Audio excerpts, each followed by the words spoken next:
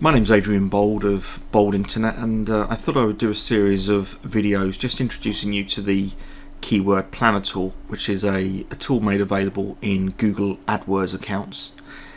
Even if you're not using Google AdWords today, you could still have an account just to make use of this tool, which is a great way of carrying out some keyword research, whether it be for a planned paid campaign or maybe for some search engine optimization activity, or simply to look at your market to see what's going on. So there's lots of ways that you can use this tool.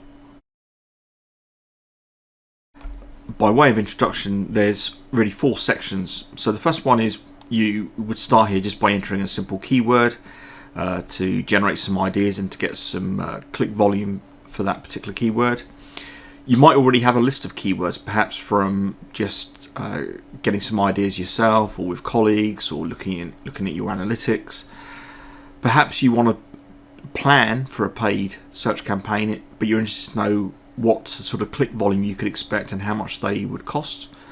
And then finally, here's an option where you can multiply list of keywords together, again to get those sort of click volume. So for example, if you were running a very local service and you had a list of towns, cities, counties, countries, whatever, and you wanted to combine that with variations of the service you offer, then you would go for this 4th option.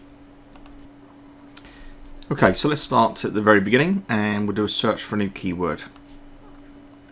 So I'm going to click on that, and for this word I'm going to start with plumber.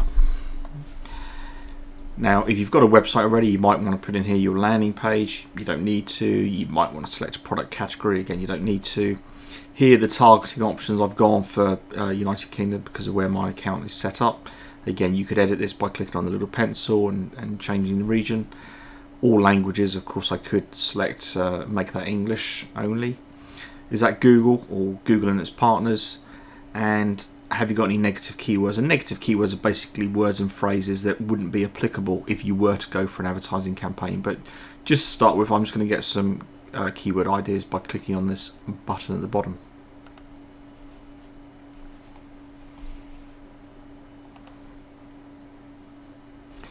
Okay, now what the tool gives us is a list here, which you've got to look carefully because it actually says ad group ideas as opposed to keyword ideas. By way of explanation, these ad group ideas, it's making the assumption you're going to build an AdWords campaign, and over here you've got basically ad groups, so suggestions where it's grouped similar or themed keywords together and put them into an ad group.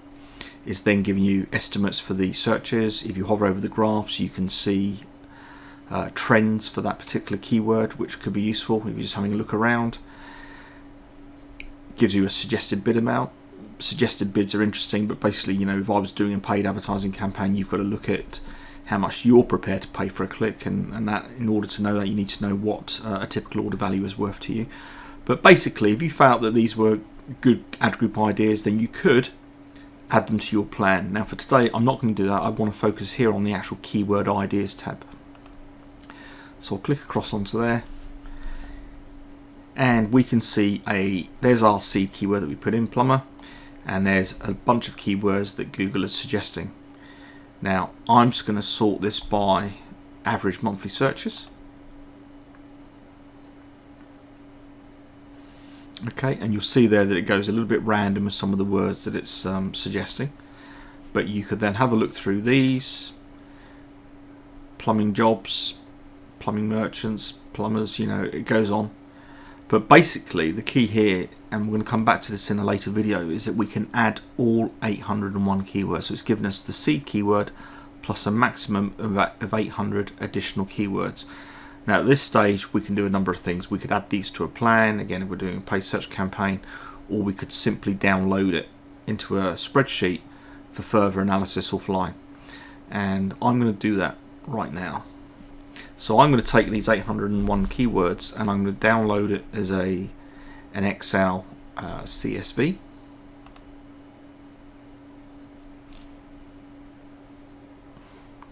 And I'm going to save that file. And I'm going to save that to a temporary folder, and we will come back to that later on.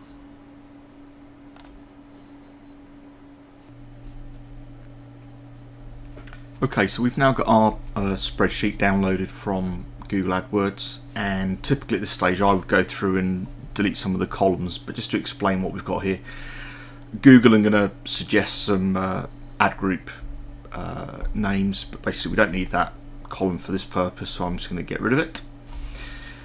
We've then got the keyword itself, which is what we need. The currency, of course, is because of the settings in the AdWords account, so again I'm going to get rid of that.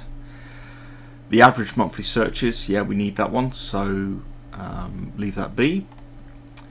Then we've got the competition, which is a number, and basically if I was looking at AdWords, of course you want to know this, basically the higher the number, the more competitive a keyword might be. But also, even if you're just looking at organic search, you might be interested in this just to understand how valuable or how competitive a keyword might well be. But just for today, I'm going to hide that. Suggested bid. Again, I tend to have a look at these things and think, okay, that's all very interesting. What's really important, of course, if you're going to be bidding on Google AdWords, of course you want to have an idea of what Google would expect you to pay.